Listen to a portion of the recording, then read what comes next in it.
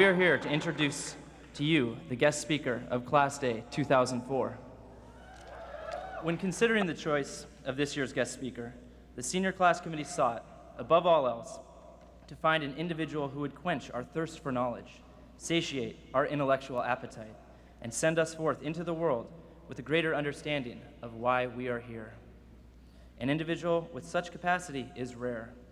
I am, however, happy to announce to you that we have found him. And now, without further ado, ladies and gentlemen of the class of 2004, we present to you the host of The Ali G Show and leader of the West Staines Massive. We present to you our main man, Mr. Ali G.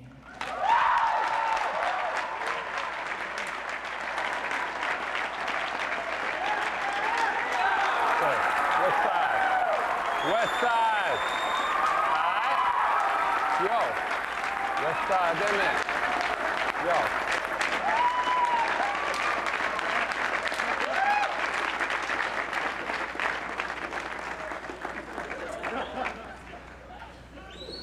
Easy now. Booyakasha. Professor G in the house, alright? Big shout going out to the Harvard Massive. I has done a capital H because Harvard is a place, innit? You see, I ain't no ignoramus. Things like apple and orange don't start with a capital letter unless they is the start of a sentence. But some of you brain boxes probably know that already, innit? My name be Ali G and me represent the UK. UK. Wherever.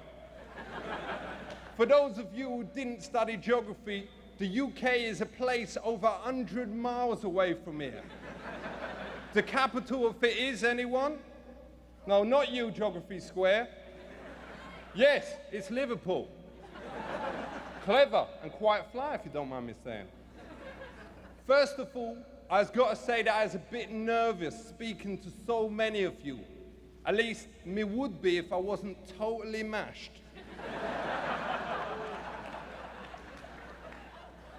Normally, the only public speaking that me does is to 12 people. And it's well easy, all me has to say is my name and the words not guilty. Check it.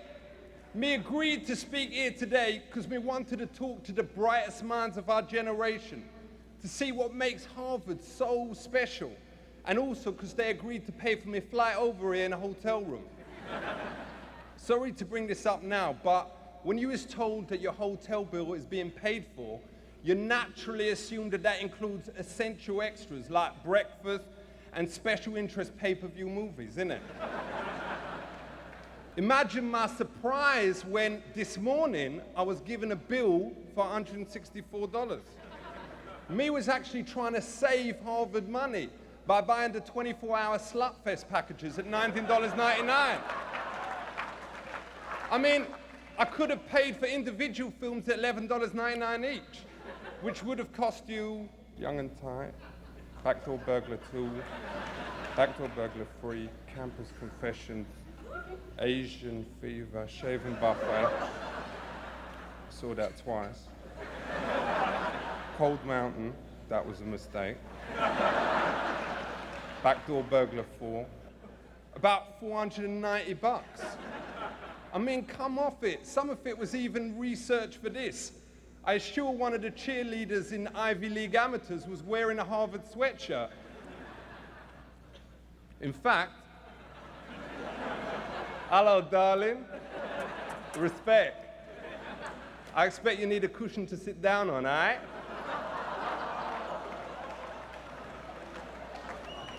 She's an artist. Anyways, I digest. It is a big honor to be asked here today. To think that so many great people has been educated here, like Lyndon Baines Johnson, or as he is known, JFK. Also, President George Clinton was here, innit, I think. And also the one before him, you know, and William Tell. Is he one of your lot? Probably, and some bloke with a hat. But most importantly, that really fit honey from Star Wars. If you was out there, me'd love to. Natalie, me is staying at the Best Western Hotel. He's got a really nice room, although since this morning, they must put a parental lock on the TV. As me stand here today, looking at all of you on your first day of university, me thinks of all the things me can offer you. Wisdom, experience, but most importantly of all, 22 ounces of the finest Moroccan chronic. Well, that is if the X-Lax works. To be honest, I usually go at 11 in the morning, but nothing there. In fact, me'd appreciate it if one of the medical students here wouldn't mind taking a look. Don't worry, it's clean as a whistle. You could eat your lunch off it. In fact, me Julie has. I know you don't mind that kind of thing, does you? Respect. Hear me now. You is the most cleverest of students in America. Some of you is probably brilliant at counting. You know, 1, 2, 3, 4. I could go on, easy. Others of you will be brilliant at English. I've memorized the entire alphabet, A to X. And even be able to spell words like hippopotamus. Incredible. I is also well clever. Me was so brainy that me finished my education 6 years before any of you at the age of 15. Even the teachers admitted that there was nothing else that them could teach me. You students, you has come here from every corner of the US, from the rainforest of Arizona to the deserts of Alaska. Some of you has probably never even seen a black man before. Hello. There is all types of people here, and it's fantastic to see that Harvard is finally letting so many women. A lot of you is probably feminists, or as we call them in England, lesers. I agree with you. Relationships should be brought into this, the 20th century. You women out there shouldn't have to do the cooking and the cleaning when you come home from work. You should do it before you leave in the morning, innit? Also, you women should only have to do half the housework. It's only fair that your mum should do the other half, innit? But more importantly, it's wicked that in Harvard, young women and men gets to learn so many amazing subjects. Some of you here will have been studying medicine. That knowledge comes with a lot of responsibilities. Remember, doctors is well powerful people. You can give life, you can cure disease, and you can ask to see a woman's without getting slapped. For those of you studying history, you probably learned enough about the presidents, like who was Jefferson, and what did Lincoln give America, apart from the town car. Some of you is the best legal students in the country. You would know without even having to think about it, how to get someone off a charge of possession. And if any of you do, then room 204, Great Western. Best Western, innit? Just do me a favor, put your ear to the door and don't come in if you hear me shouting, Natalie, play with me lightsaber. You was well happy you was brought your grandparents, innit? Let's talk about the finances of all that knowledge that's been dropped on you the last few years. It costs $38,000 a year to go to Harvard. Now, I don't know how you lot has earned that, apart from you. And you has earned every penny.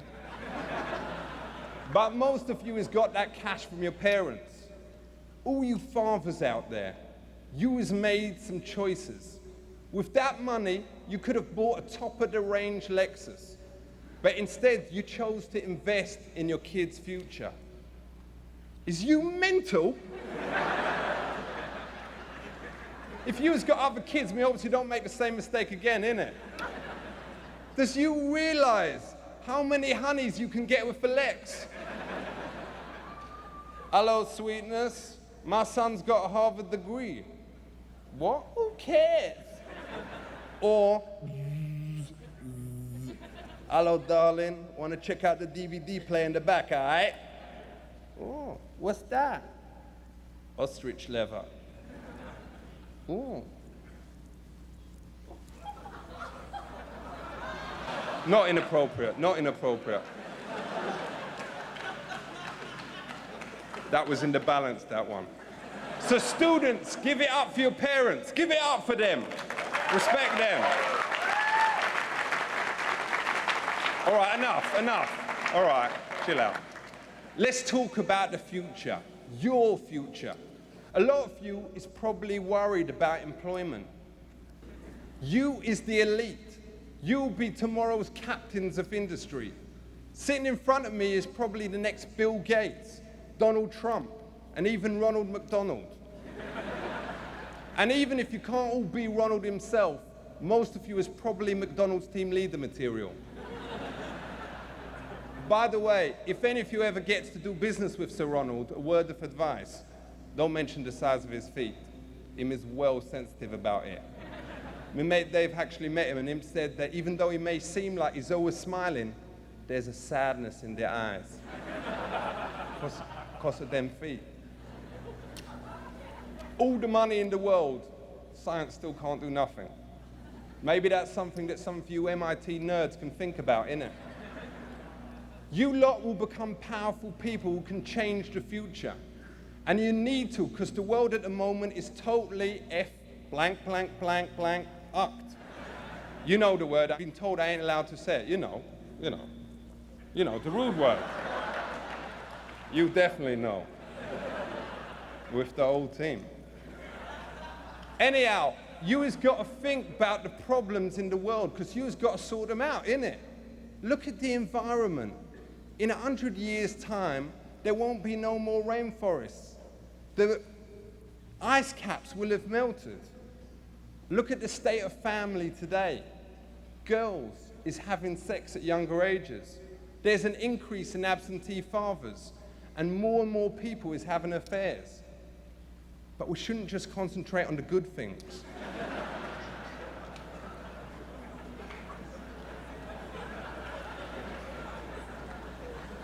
Believing in something is easy. Doing something about it is hard. Actions speak louder than birds. You has all got great potential to become great Americans. And remember, America is the greatest country in the whole world. Apart from Jamaica. And Holland. Oh yeah, and Thailand, because you got all the girls, you know. And probably some others, but you was definitely in the top 20. You people is the future. You has the chance to change the world, to actually improve the lives of people. Let's wrap this up now, because we can feel something moving down below. Really regretting taking your grandparents now. So what is I hoping to take away with me from this time in Harvard? New friends, different ways of thinking about the world, and as many laptops as my mate Dave has managed to nick from your dorms while you has been sitting here listening to me stalling. But I has got ideals too, just like the great civil rights leader, Martin Luther Vandross. I has got a dream of little black girls and little white girls playing with each other. Let's make it happen. By the way, Kofi Annan's speech is pretty much like this tomorrow. Him is gonna have to come up with a whole new material. I look out and I see thousands of people with different hopes. But it's important never to forget where you come from. Because black, white, brown, or Pakistani, we all comes from the same place, the Punani. God bless. Big up yourself, Princeton. Keep it real. West Side.